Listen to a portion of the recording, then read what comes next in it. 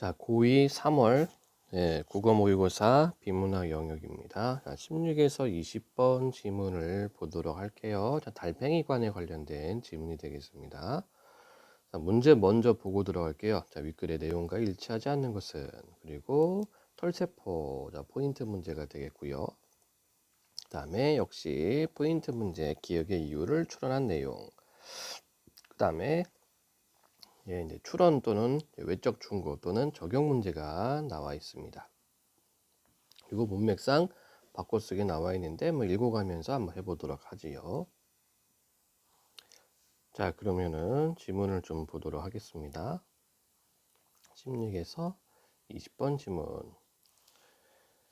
자, 귀 안쪽에 위치하는 달팽이관은 림프에게 차 있는 달팽이 모양의 청각기관이다. 자, 그래서 여기 달팽이관에 대한 설명되어 있습니다. 그림은 달팽이관의 횡단면을 확대한 것이다. 횡단면, 횡으로 좀 잘라서 보여주는 그런 구조가 되겠죠. 달팽이관 안에는 관의 모양을 따라 기저막이라는 긴 막이 존재하며 기저막 위로는 털세포가 배열되어 있다. 자, 먼저 여기 관의 모양을 따라 이렇게 되어 있네요. 자, 바꿔쓰기입니다. 관의 모양을 따라. 관의 답습 안 되죠. 자, 답습이라는 말은 언제 사용하는 거냐면요. 예전부터 해왔던 것을 그대로 따라간다 이런 얘기입니다. 예전부터 해오던 어떤 방식이나 방법들을 따라하는 거죠. 자, 그런데 위에서 A는 그 무엇에 관에 따라 이렇게 돼 있죠. 그래서 바꿔쓰기가 안 됩니다. 자, 다시 지문. 자, 다시 이 부분부터 다시 한번 보도록 해볼게요. 달팽이관 안에는 관의 모양을 따라 기저막이라는 긴 막이 존재하며, 여기 바로 여기 기저막이라고 되어 있죠. 기저막 위로는 털세포가 배열되어 있다. 여기 털세포 그림상으로 되어 있습니다. 자, 기저막과 털세포는 소리의 높낮이를 지각하는 데 있어서 중요한 역할을 한다. 자, 그래서 요 첫 번째 단락은 내용이 두 개가 되겠습니다. 그쵸? 뭐에 대한 내용입니까? 바로 이 달팽이관. 달팽이관이 뭐냐? 그리고 달팽이관의 구조입니다. 바로 이 구조는 기저막과 털세포가 있고 얘네들의 기능, 역할까지 나와 있네요. 자, 두 번째 단락입니다. 귀 바깥에서 생겨난 소리의 파동이 달팽이관의 림프액으로 전달되면 기저막은 달팽이관의 모양을 따라 바깥쪽부터 진동하게 된다. 너무 당연한 거 아닙니까? 소리가 바깥쪽으로부터 들려오니까 바깥쪽부터 진동하게 되겠죠. 이때 기저막에서 최대로 진동하는 부위는 귀 바깥에서 발생한 파동의 주파수에 따라 다르다. 기저막은 바깥쪽일수록 더 단단한 특성을 지니는데 이것도 너무나 당연한 거 아니에요, 여러분들? 기저막은 바깥쪽일수록 단단하다. 네, 너무 당연한 겁니다. 왜냐하면 이게 외부로 이제 돌출되어 있는 부분이잖아요. 그러니까 바깥으로 갈수록 그러니까 단단해야죠. 안으로 들어갈수록 부드러울 테고. 자, 특성을 지니는데, 자, 특성을 지니다. 또 바꿔쓰기입니다. 특성을 담당 안 되죠. 담당이라는 것은 어떤 기능이나 역할을 수행하는 거, 그렇죠? 근데 여기는 어떤 성질을 갖고 있다라는 의미이기 때문에 바꿔쓰면 안 되겠고요. 자, 다시 기저막은 바깥쪽일수록 더 단단한 특성을 지니는데 단단한 부위일수록 높은 주파수의 파동에 크게 떨리기 때문이다. 이것도 여러분들 상식적으로 우리가 생각해 볼 수가 있어요. 말랑말랑한 부분이 잘 떨릴까요? 단단한 부분이 잘 떨릴까요? 상식적으로 당연히 단단한 부분이 더 진동이 잘 떨릴 겁니다. 왜냐면 말랑말랑해지면은 이 진동을 흡수해 버리니까. 자, 즉 기저막을 진동시키는 파동의 주파수가 높을수록 기저막에서 최대로 진동하는 부위는 바깥쪽에 위치한다. 자, 파동의 주파수가 높다는 것은 그만큼 많이 흔들린다는 얘기가 되겠죠. 혹시 여러분들 이 주파수 모르는 친구들이 있나요? 주파수는 뭡니까? 보통 주파수는 요게 한 사이클이라고 그러죠. 이게 1Hz라고 하죠. 상식입니다. 주파수가. 그런데 주파수의 크기는 이 높이에 따라서 주파수 크기를 결정을 해요. 높이에 따라서. 그래서 이게 넓으면 넓을수록 주파수가 큰 거죠. 그죠? 예, 주파수 큰 거, 진동 세기가 큰 거죠. 그죠? 그리고 이 헤르츠라는 것은 이 사이클 한 번 이렇게 온 게 몇 개가 있느냐에 따라서 이제 헤르츠 표시를 하기도 합니다. 어쨌든 다시 질문으로 와서요. 자, 이때 귀 바깥에서 발생한 파동의 주파수가 높을수록 기저막에서 최대로 진동하는 부위의 길이는 짧다 이렇게 되어 있습니다. 자, 파동의 주파수가 높을수록 예, 최대로 진동하는 부위의 길이는 짧다. 기저막이 진동하는 정도는 기저막의 바깥쪽에서부터 완만하게 커지다가 기저막이 최대로 진동하는 부위를 지난 후 급격히 감소하는 경향을 보인다. 대충 그래프를 그리다 보면은 이렇게 하다가 최고점에 이른 다음에는 슝 이렇게 되겠다. 그렇죠? 예. 자, 경향을 보이다 이렇게 되어 있습니다. 자, 또 봅시다. 제시한다 안 되게 되겠네요. 제시는 의견이나 안건 등을 다른 사람들한테 말하거나 보여주는 것을 제시라고 하는데 여기는 경향이 나타난다라는 얘기가 되겠죠. 그렇죠? 이러이러한 특성이 나타난다, 드러난다 이렇게 생각하면 되겠습니다. 자, 그래서 두 번째 단락에서는 이제 기저막의 어떤 그 진동에 관련해서 설명을 했고 기저막이 바깥 부분 그리고 안쪽 부분에 어떤 그 단단함, 떨림 얘기를 했습니다. 그리고 기저막의 특성상 이 떨림은 점점점 완만하게 커지다가 그다가 최고점에 다다라서 급격하게 떨어진다고 설명을 했어요. 자, 기저막이 진동하면 털세포가 반응하여 털이 휘어지면서 전기 신호가 발생한다. 털이 휘어지면서 전기 신호가 발생하는구나. 이런 게 다 정보가 되니까 다 체크를 해줘야 되겠지요. 자, 기저막에서 최대로 진동하는 부위에 가까이 있는 털세포일수록 털을 휘는 횟수가 많고 기저막에서 최대로 진동하는 부위에 있는 털세포는 기저막이 진동할 때마다 반응하므로 털이 휘는 횟수가 가장 많다. 너무 당연한 얘기죠. 그렇죠? 예, 우리가 앞단락에서 기저막은 진동한다고 얘기를 했습니다. 그리고 털세포는 그 진동에 따라서 휘어지고 휘어짐에 따라서 전기세포가 발생한다고 전기세포가 아니라 전기 신호가 발생한다고 얘기를 했습니다. 그러니까 당연히 기저막 진동이 센 부분에 털세포가 더 잘 휠 거고 그 부분이 전기 신호가 좀 강하게 나오게 되겠죠. 자, 따라서 털세포마다 민감하게 반응하는 주파수가 다르다. 결국 기저막에서 최대로 진동하는 부위는 털세포가 초당 전기 신호를 발생시키는 횟수는 기저막을 진동시킨 파동의 주파수와 일치한다. 여기 또 정보가 있으니까 여기 뭐 별표로 되어 있으니 기억으로 밑줄이 쳐 있으니까 별표 표시하고 넘어가도록 할게요. 이때 비슷한 주파수를 지닌 여러 파동이 동시에 달팽이관으로 전달되면 반응하는 털세포가 있는 영역이 겹칠 수 있다. 이렇게 되어 있습니다. 자, 그래서 요 단락에서는 이제 털세포 반응에 대해서 설명을 했습니다. 그렇게 어려운 내용은 아니었죠? 다음 단락. 자, 전기 신호는 신경 전달 물질이 털세포에서 방출되도록 만들어 해당 털세포와 연접한 신경 섬유를 흥분시킨다.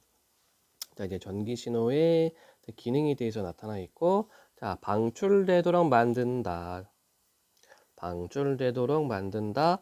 방출되도록 형성한다. 자, 이때 형성이라는 말은 그 형태를 이룬다는 뜻이 되겠죠. 그래서 방출되도록 하는 것하고 뭐 모양을 만드는 것하고는 바꿔 쓸 수가 없습니다. 자, 다시 질문입니다. 다시 전기 신호는 신경 전달 물질이 털세포에서 방출되도록 만들어 해당 털세포와 연접한 신경 섬유를 흥분시킨다. 개별 신경 섬유가 초당 흥분하는 횟수는 귀 바깥에서 발생한 파동의 주파수의 일정 수준까지만 대응되는데, 자, 요거 우리가 가져가야 되겠다. 그죠? 일정 수준까지만 대응. 만약에 이게 넘어가 버리면은 대응이 안 된다는 얘기죠. 이는 개별 신경 섬유가 초당 흥분할 수 있는 최대치가 제한되어 있기 때문이다. 그러니까 어떻게 돼요? 우리가 그 소리를 들을 수 있는 그 영역이 있죠. 그쵸? 소리를 들을 수 있는 그 주파수가 있습니다.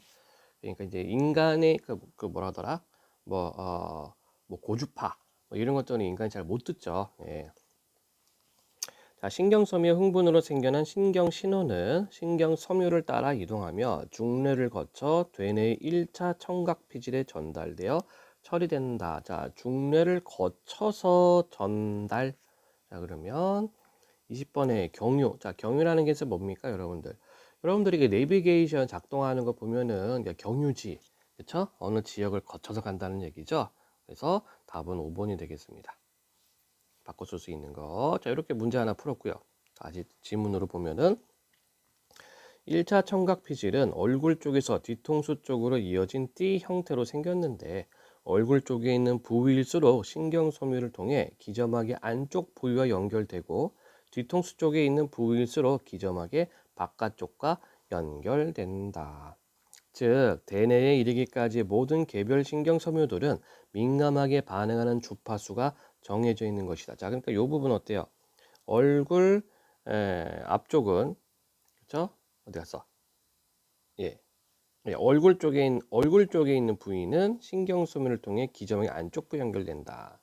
자, 그리고 뒤통수 쪽에 있는 부위일수록 기저막의 바깥쪽과 연결된다. 자, 기저막의 바깥쪽은 기저막이라고 하는 것은 바깥쪽에 있는 게 단단하다고 얘기를 했고, 그다음에 이 주파수에 따라서 진동하는 게 점점 아, 진동이 세지다가 어느 지점에서는 훅 떨어진다고 얘기를 했죠.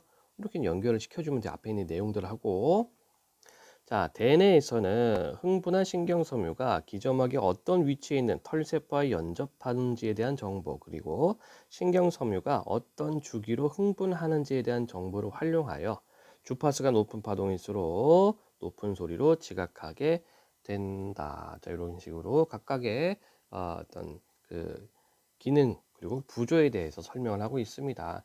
뭐 간단하게 이야기하자면은 소리가 우리 귀를 자극할 때 그것이 어떤 반응, 어떤 과정을 거쳐서 소리를 파악하게 되는지 그것을 보여준다고 생각하면 되겠네요. 자, 뭐 문제 순서대로 한번 들어가 보도록 하겠습니다. 16번 윗글의 내용을 일치하지 않는 것은 달팽이관으로 전달된 파동은 기저막을 바깥쪽부터 진동 맞죠? 기저막에서 단단한 부위일수록 더 높은 주파수의 파동에 최대로 진동 그렇고요. 파동의 주파수가 낮을수록 기저막에서 최대로 진동하는 부위 길이가 길죠. 예. 그래서 주파수가 높을수록 진동하는 부위는 짧다라고 위치불이 나타나 있었습니다. 자, 중뇌와 대뇌를 연결하는 개별 신경섬유들은 민감하게 반응하는 주파수가 정해져 있죠. 각각 다르다고 얘기를 했고 1차 청각피질에서 얼굴 부분에 가까운 부위일수록 높은 소리로 지각되는 땡. 안 되죠. 왜 그렇습니까? 자, 아까 우리가 줄친 부분이었는데 색깔을 달리 하겠습니다. 이 부분 얼굴 쪽에 있는 부위일수록 신경소문을 통해 기저막의 안쪽 부위와 연결. 그렇죠? 안쪽 부위는 좀 단단하지 않은 부분이기 때문에 주파수가 진동이 그렇게 바깥쪽보다는 세지는 않습니다. 그래서 높은 소리로 지각되는 게 아니죠. 따라 답은 5번. 자, 다음 17번입니다. 털세포에 대한 설명으로 가장 적절한 것은 전기 신호를 발생시켜 털을 휘게 만든다. 자, 털을 휘게 만드는 건 털세포가 아니라 기저막이라고 얘기를 했습니다. 아, 기저막이었나? 지문을 좀 살펴볼게요. 휘어지는 부분. 휘어지는 거 털세포 어디 있었더라? 털세포. 예. 기저막이 진동하면 이 부분이 있죠. 기저막이 진동하면 털세포가 반응하여 털이 휘어진다. 그러면서 전기 신호가 발생 이렇게 되어 있죠. 자, 그래서 17번은 1번 아니고 연접한 신경섬유를 신경신호를 통해 흥분시킨다. 자, 신경신호를 통해 흥분시킨다. 자, 신경섬유를 흥분시키는 것은 뭡니까? 이건 말이 좀 거꾸로 되어 있죠. 신경 신호로 인해서 신경 섬유가 흥분되는 거죠. 3번 털이 빠르게 휘어질수록 기저막을 많이 진동시킨다. 이것도 거꾸로 되어 있죠. 기저막이 진동되면서 털세포가 휘어지는 겁니다. 신경 신호를 발생시키는 신경 전달 물질을 방출한다. 이게 되겠고. 자, 이 부분 한번 찾아볼까요? 한번 가볼까요? 떠떠떠떠떠떠 방출. 여기 바로 여기 있죠? 전기 신호는 신경 전달 물질이 털 세포에서 방출되도록 만들어. 이쪽으로 되어 있습니다. 자, 그래서 다시 4번을 보면은 신경 신호를 발생시키는 신경 전달 물질이 방출됩니다. 자, 그다음에 5번. 민감하게 반응하는 주파수가 파동이 전달될 때마다 변한다. 자, 얘는 파동이 전달될 때마다 변하는 것이 아니라 기점막의 위치에 따라 주파수가 변한다고 얘기를 했었습니다. 따라서 적절한 것은 4번이 되겠네요. 자, 그다음에 18번 문제 보도록 합니다. 자, 기억의 이유를 추론한 내용. 자, 기억 다시 한번 볼까요? 결국 기점막에서 최대로 진동하는 부위에 있는 털세포가 초당 전기 신호를 발생시키는 횟수는 기점막을 진동시킨 파동의 주파수와 일치한다. 자, 그러면 18번 1. 기점막에서 최대로 진동하는 부위가 초당 떨리는 횟수는 기점막을 진동시킨 파동의 주파수 같기 때문이죠. 이거 그냥 이거네요. 그렇죠? 이 말이 이 말이네. 나머지 볼까요? 개별 신경소묘가 초당 흥분하는 횟수는 달팽이관으로 동시에 전달된 다른 파동에 의해 제한되기. 이 문장은 앞문장하고 뒷문장하고 맞지가 않죠. 그렇죠? 개별 신경 섬유가 초당 흥분한 횟수는 뭐 이 뒷부분에 의해서 제한되는 것이 아니라 어떤 일정 횟수까지만, 그렇죠? 일정 횟수라는 일정 수준까지만 된다라고 얘기했습니다. 예, 이게 이제 최대치가 있기 때문에. 3번 기점막이 진동하는 정도는 신경섬유가 초당 흥분할 수 있는 최대치에 따라 결정되기 때문이다. 얘는요, 신경섬유가 초당 흥분할 수 있는 최대치 이게 아니라 진동 정도는 주파수죠. 주파수. 바깥에서 들려오는 소리 진동이 있다는 주파수에 따라서 자, 신경섬유가 어떤 주기로 흥분하는지에 대한 정보가 기점막으로 전달되기 때문이다. 자, 얘는요, 요 정보는 기점막이 아니라 대뇌로 간다고 지문에 나와 있었죠. 림프액으로 전달된 파동의 주파수는 달팽이관에 처리하기 어렵기 때문이다. 얘도 뒷부분이 전혀 맞지가 않는 거죠. 달팽이관에서 처리하기 어려운 게 아니라 부분에 따라서 기점막에서 진동 부분이 바깥쪽과 안쪽에 따라서 달라지고 최대치 서서히 완만하게 커지다가 뚝 떨어진다고 얘기를 했었습니다. 그러니까 맞지 않는 이 문장들을 집어넣었어요. 그러면 아까 우리가 1번이라고 답을 했는데 그래서 지금 2, 3, 4, 5번은요 전혀 맞지 않는 정보들을 엮어놨습니다. 자, 19번 문제입니다. 윗글을 바탕으로 보기에 대해 보인 반응으로 적절하지 않은 것은 자, 파동에 의해 털세포가 이미 반응하고 있을 때 같은 털세포를 반응시키는 새로운 파동이 전달되면 반응하는 털세포가 있는 영역이 겹칠 수 있다. 이에 따라 나중에 전달된 파동을 소리로 지각하지 못하는 현상이 발생할 수 있는데 이를 차폐 현상이라고 한다. 이 차폐라는 말이 무슨 뜻입니까? 차단. 차폐는요, 차단 그리고 폐쇄. 이게 차폐죠, 차폐. 차폐 현상을 확인하기 위해 먼저 0에서 800Hz 사이의 파동들이 지각되기 위한 최소 수준을 데시벨 단위로 측정하였다. 그 다음 A 주파수의 파동이 전달된 상태에서 각 파동들이 지각되기 위한 최소 수준을 다시 측정하였다. 다음 그래프는 첫 번째 측정값에서 두 번째 측정값이 얼마나 증가했는가를 나타낸 것이다. 자, 볼까요? 주파수 헤르츠 있고, 자, 세로축은 측정값의 증가량 데시벨이 되겠고, 가로축은 주파수가 됩니다. 이렇게 쭉, 예. 1번. A 주파수의 파동이 전달된 상태에서 주파수가 200Hz인 파동이 10dB로 전달되면, 자, 200에서 10dB니까 이쪽 전달되면 소리로 지각되겠군. 자, 그래프가요. 이 그래프 설명을 다시 한번 볼까요? 이 그래프는 뭐라고 되어 있습니까? 바로 이렇게 되어 있어요. A 주파수의 파동이 전달된 상태에서 각 파동들이 지각되기 위한 최소 수준, 파동들이 지각되기 위한 최소 수준을 다시 측정. 다음 그래프는 첫 번째 측정 값에서 두 번째 측정 값이 얼마나 증가했는가를 나타내는 것이다. 이렇게 되어 있죠. 그래서 얘는 이 그래프는 최소 수준의 어떤 주파수 데시벨이 얼만큼 증가했는가를 보여주는 거예요. 그렇죠? 그러니까 1번 한번 보세요. 이게 그래프만 잘 봐도 문제를 풀 수가 있어요. 1번은 뭐라고 돼 있었어요? A 주파수의 파동이 전달된 상태에서. 자, 그러면은 이제 어떻게 해야 돼요? 이 그래프 값보다 이것보다 더 큰 주파수와 데시벨이 있어야지 소리로 인식할 수 있다는 얘기예요. 근데 여기 질문은 이 선지는 뭐라고 돼 있어요? A 주파수의 파동이 전달된 상태에서 주파수가 200Hz인 파동이 10dB로 전달되면 소리로 지각된다. 자, 그러면 그래프상으로 여러분들 확인하면 됩니다. 그래프상으로 확인.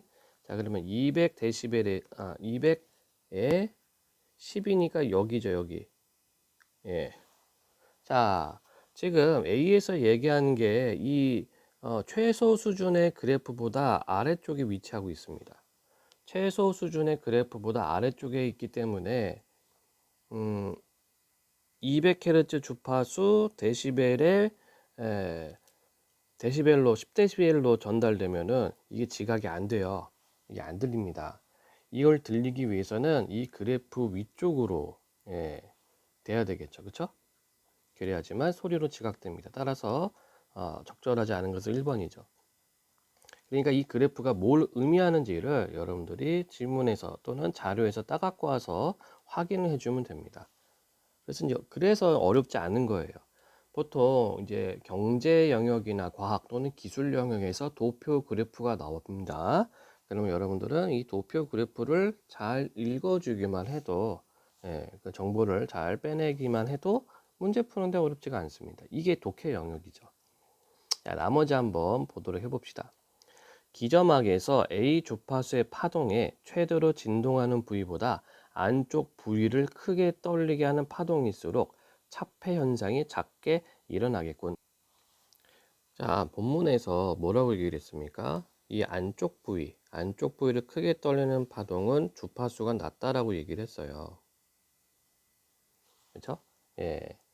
그러니까 자, A 주파수 파동에 최대로 진동하는 부위는 이렇게 따지면 어디입니까? 지금 그래프상으로는 400Hz죠. 바로 이 부분이기 때문에 그렇죠? 이 부위보다 안쪽 부위를 크게 떨리게 하는 파동일수록 그러니까 주파수가 낮겠죠. 400Hz보다 주파수가 낮을 거예요. 때문에 차폐 현상이 작게 일어난다. 예, 맞는 얘기가 되겠죠.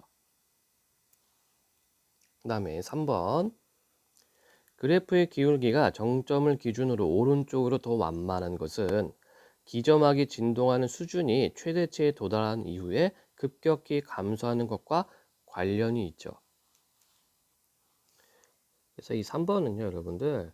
자, 우리가 본문에서는 이 기점막의 진동이 그래프를 그리면 어떻게 간다고 얘기했습니까? 이렇게 가다가 이렇게 훅 떨어진다고 얘기를 했죠. 그렇죠? 이거 반대로 생각하면 돼요. 자, 위에 있는 그래프는 이제 그 소리 데시벨이에요. 귀 속으로 들어오는 주파수 데시벨입니다. 그러면 귀로 들어오면은 이 소리가 귀로 들어오면은 기점막에 진동이 생기겠죠. 그렇죠? 근데 진동은 이 주파수 이 그래프 주파수와는 반대로 생기죠. 진동은 완만하게 기점막이 떨림이 시작되다가 최대치에 있다가 훅 떨어지죠. 그렇죠? 예, 이렇게 생각을 하면 됩니다. 그다음에 4번 100Hz에서 측정 값의 증가량이 0인 것은 자, 그래프 상으로는 여기 A 주파수의 파동과 100Hz의 파동이 각각 기점막에서 최대로 진동시키는 부위가 서로 멀리 떨어져 있기 때문이다. 너무나 당연한 거죠. 그래서 본문에 기점막에서 최대로 진동시키는 부위가 서로 다르다라고 제시가 되어 있었습니다. 자, 5번 그래프의 정점에 해당하는 주파수가 400Hz 부근인 이유는 해당 주파수의 파동에 반응하는 털세포와 A 주파수의 파동에 반응하는 털세포가 가장 많이 중복되기 때문에 너무 당연한 소리가 되겠죠. 자, 따라서 적절하지 않은 것은 1번으로 보시면 되겠습니다. 자, 다음 문제 보도록 할 거예요. 20번 문제 아까 했군요. 자, 그래서 여러분들 이 과학하고 또는 기술하고요, 경제 지문 같은 게 이게 사실은 비문학에서 가장 어려운 영역입니다. 왜냐하면 정보가 너무 많아요. 이 지문 안에서의 정보도 많고, 그다음에 이제 선지에서도 정보와 자료들을 많이 씁니다. 그래서 지문에 있는 정보와 선지에 있는 정보들을 개별적으로 이렇게 연결을 해줘야 되는데 이 작업이 조금 여러분들이 힘들 수가 있습니다. 그래서 뭐 이쪽 분야를 싫어하는 친구들 같은 경우에는 무슨 말인지도 모르고 막 이렇게 문제를 답을 막 찍거든요. 그리고 이제 인문, 그다음에 사회, 예술 영역 같은 경우는 요 부분은 좀 쉽죠. 자, 그럼 여러분들이 이거를 생각해야 돼요. 이 영역은 왜 쉽고 왼쪽 이 과학기술 경제 영역 왜 어려운가? 정보 양의 차이가 있습니다. 이 말은 뭐냐면요. 단락을 보면 인문사회 예술 같은 경우에는 정보가 덩어리로 이루어져 있어요. 그래서 한 단락당 정보가 한두 개밖에 없는데 방금도 얘기했다시피 과학, 기술, 경제 지문 같은 경우에는 이 정보들이 굉장히 세세합니다. 따라서 읽어 나갈 때에는 이 방법을 달리 해줘야 돼요. 즉, 이 과학, 기술, 경제 지문을 읽어 나갈 때 좀 더 꼼꼼하고 천천히 정보를 하나씩 하나씩 확인을 해줘야 됩니다. 그런데 이제 이게 좀 지겨운 친구들이 있어요. 그래도 어쩔 수 없습니다. 이 비문학 영역은요, 답이 없어요. 이걸 꾸준하게 해 나갈 수밖에 없습니다. 그래서 단락 정리 반드시 해줘야 되고요. 중심 내용과 세부 내용을 나눠가는 연습을 꼭 해줘야 돼요. 이게 하다 보면 속도가 붙습니다. 속도가 붙고 그러다 보면은 이제 문제 접근을 좀 빨라질 수가 있겠죠. 자, 달팽이관 지문 분석 마치도록 하겠습니다.